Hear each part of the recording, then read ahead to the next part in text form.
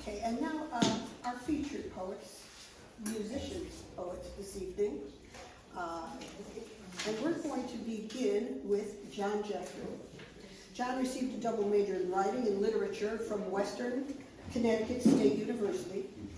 He was a longtime editor of the Connecticut Poetry Newsletter, host of the Wednesday night poetry series in Bethel, Connecticut, and has been featured in many venues around the state. But all that was long ago, so he says. These days he lives a quiet, writer's blocked life with his wife and kids and a decidedly non-poetic dog. Please welcome John Jeffrey.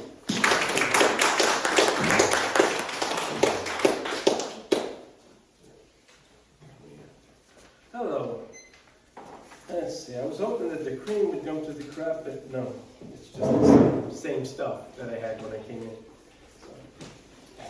So. A little caveat before I start, there's quite a few of these talk about a wife or a lover, and I just want to let you know it's not my wife who's here. Just, if she comes, I always say that because things at home change for that. So this first one is mentions the wife. The canary. My wife brought home a loathsome yellow bird. She told me it's the kind they use in mines to warn of gas or a lack of oxygen. She set the wooden cage on top of the bureau beside our bed. To make some room, she pushed aside her lamp and a framed photo of us at Disney years ago. The bird flew back and forth, throwing itself against the cage. 2 whispers of down drifted out between the gleaming bars and cradle-rockingly, silently, separately, fell to the patient floor. We're not keeping it, I said. We? But she had already left the room. The bird was wild to escape the cage. I reached out for the latch and smiled.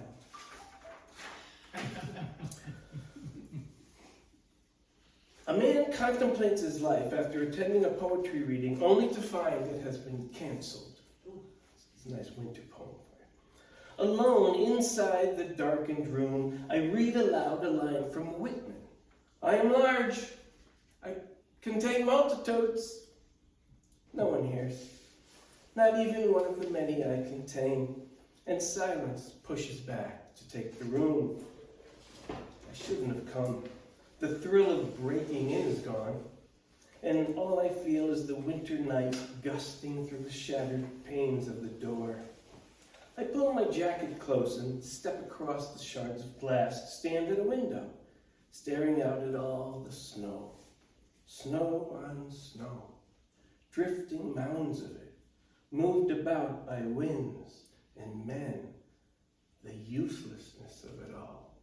This bluster that will bleed to mud in spring, a forgotten thing. I think I'll move right to spring. April.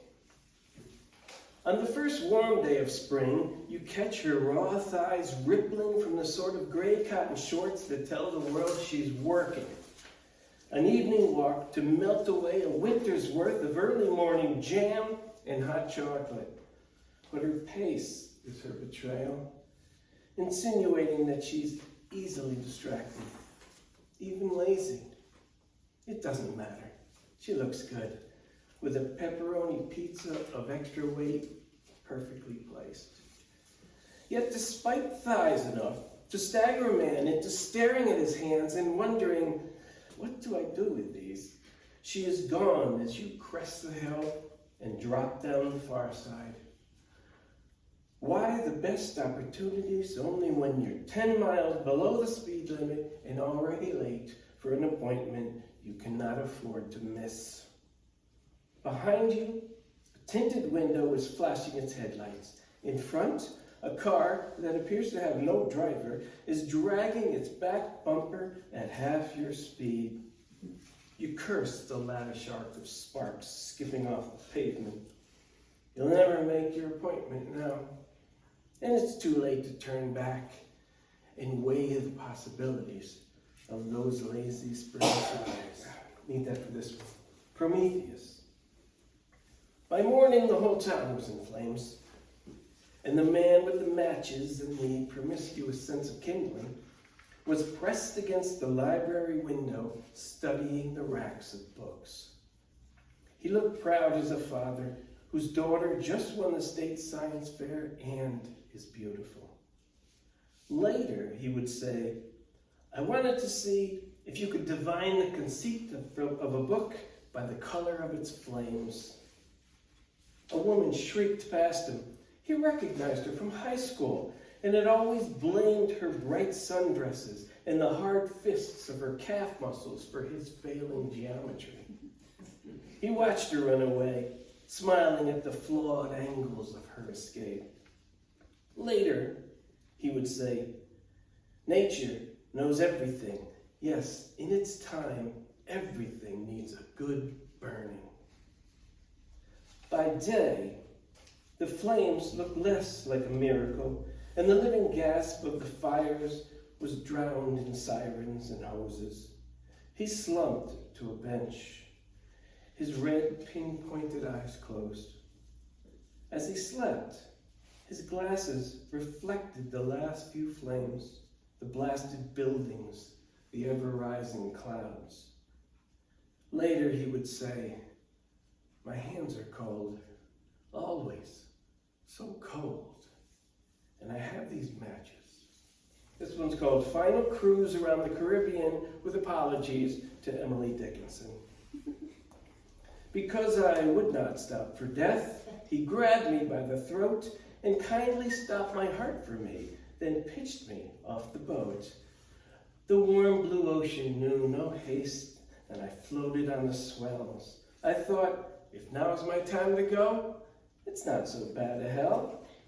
But when a fin rose from the waves and spiraled in toward me, I knew a shark's digestive tract was my eternity. And here's a very good one. Reality TV. I sat for hours, bored and sour, watching bad TV, and then realized the set was off and just reflecting me. Why attention to little things such as dangling modifiers is important. If you don't know what a dangling modifier is, you may not get it, but man. Crossing the road, I saw a squirrel, which startled stopped to stare. I worried on this winding street. He wouldn't take the care to cross as quickly as he should. The cars come fast as death. Where squirrels have tried to cross, there's only small gray throw rugs left. His bright black eyes locked hard on mine, and he cocked his head a bit. I tried to shoo him up a tree, yelling, run and get. But then a moment made me pause. A sadness passed between us. The squirrel then bounced away while I was run down by a bus. This is called learning. Rolling into the driveway, I slow the car to a standstill in front of the garage door. When, only after I've stopped, the motion detector clicks and light spills like milk over the car. I shut off the wipers, the headlights, the air conditioning, the fans, the radio, the cell phone, and then the engine. With the engine dies the muffler's angry mutterings. Another hole. Within a few minutes of stillness, the light above clicks and is gone. It's dark now, and silent, but for the murmurous thrum on the roof. Even falling from such a height, the rain has a gentleness. Should I, too heavy for a cloud, be dropped from the sky, I would make a more demanding rain.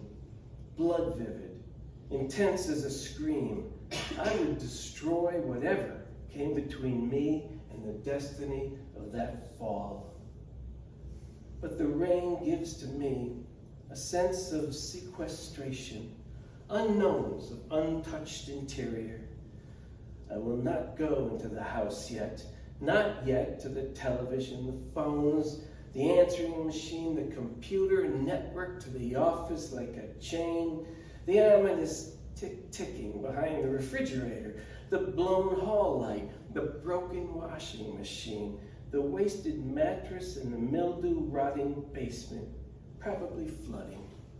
As I study rainwater meandering down the windshield, now left, now right, now pausing to wait for another. Then as one continuing, some mid-flow just stop, others never begin. I watch the water. I am learning. I am a dangerous man.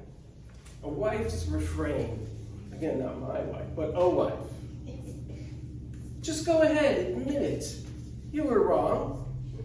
You were wrong. Then we can both forget it that you were wrong. You were wrong. Move on and leave this thing behind, how you were wrong. You were wrong. And I won't gloatingly remind why you were wrong. You were wrong. We'll let this drop from both our minds. Though you were wrong, just like we have the other times that you were wrong. You were wrong. Just like, in fact, last night in bed, where you were wrong. You were wrong. You don't remember what you said, because you were wrong. You were wrong. I'll tell you then what caused the fight. Oh, you were wrong. You were wrong. You said that I'm not always right, and you were wrong. You were wrong. Thank you.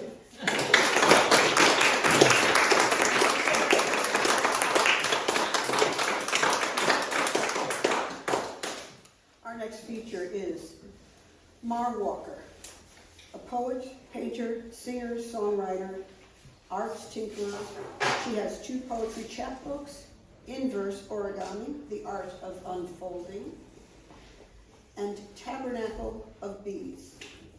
Also, she has a semi-dormant blog, mistrals.blogspot.com, with over 600 entries. She has a degree from Charter Oak State College, a collection of overpriced, incongruous graduate credits, and 3 shy cats. Let's welcome Mar. This first poem is called Busybody, and it's kind of about, I don't know, the function of the poet, sort of as an observer, kind of. Poems curl to a point, like skunk cabbage in the mind. Pungent purple and green verse, smooth lines speckled with rhyme. Poets dawdle over Jack in the pulpit in deep shade, assist the variegated wood snipe in his wordy den. We poke at the bloodroot, saucy ramps and sticky milkweed, and snoop just a little in the fungi of ambitious men. We note the lichen creeping over ideology as the ferns uncurl and the spores fly without apology.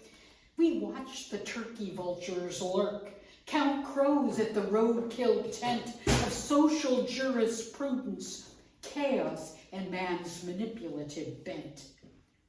Oh yes, we watch the world like poets, meadow-lulling, rhyming nags, content to meter out the observations to which these nosy lines are lent.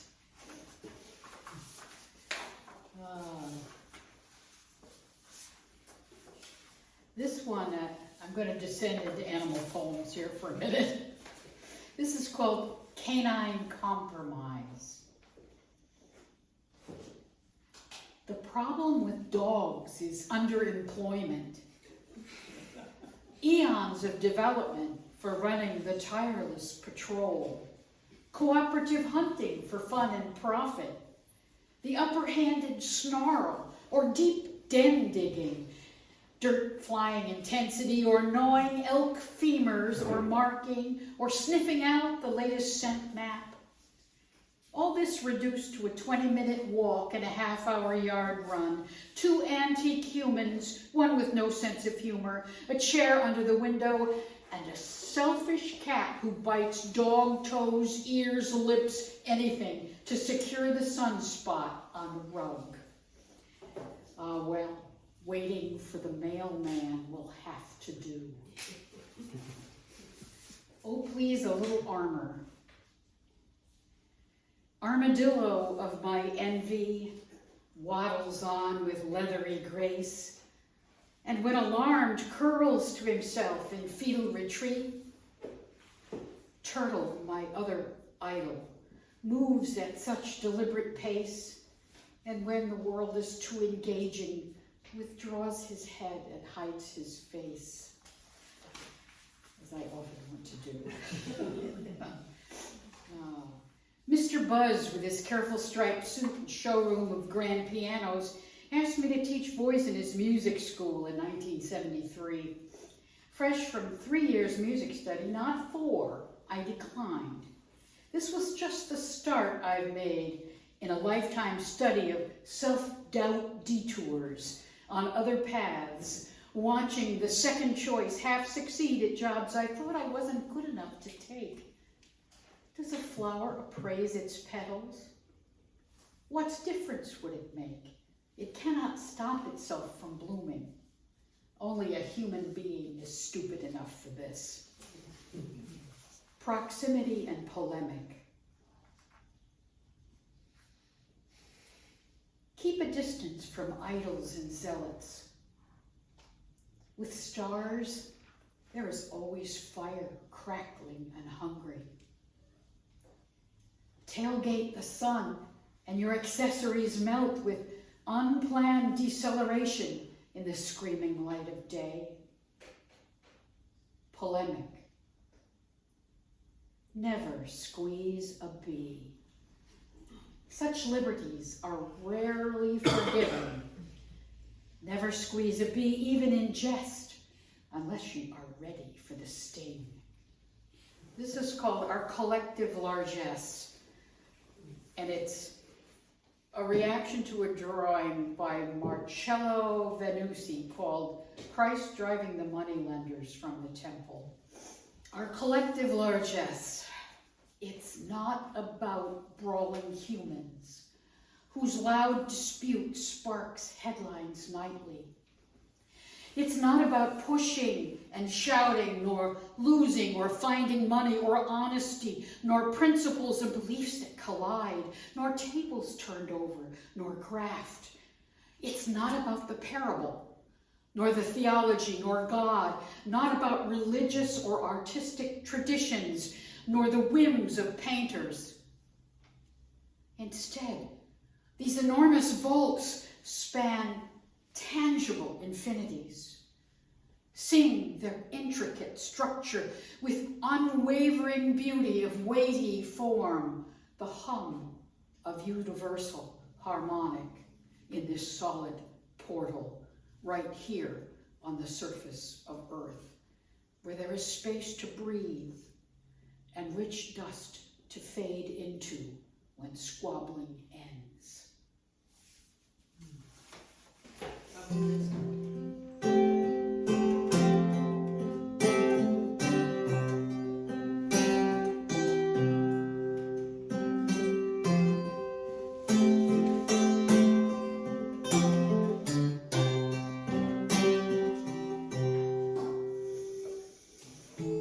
Well, I have slept a million years, all my brothers.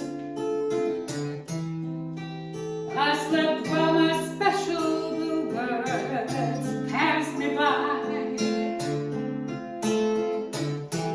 I slept and slept while that old weeping willow tree hung down his weary head,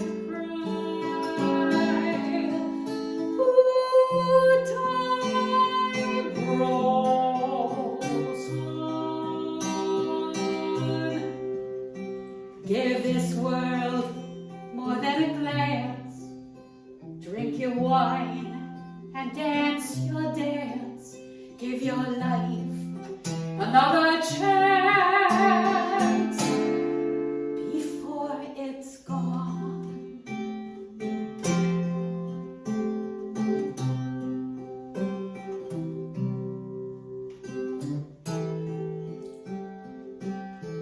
I see all the wild flowers and the grass along the highway. Oh, and do I forget?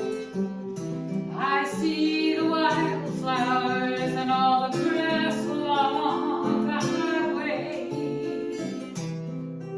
Where life is messy and the sky it's not always blue. I guess the grass will have to be green enough here where we're standing. Despite fire and flood, hope comes shining through. Ooh, time rolls on. Give the world more than a glance. Drink the wine and dance the dance. Give your life another chance before it's gone.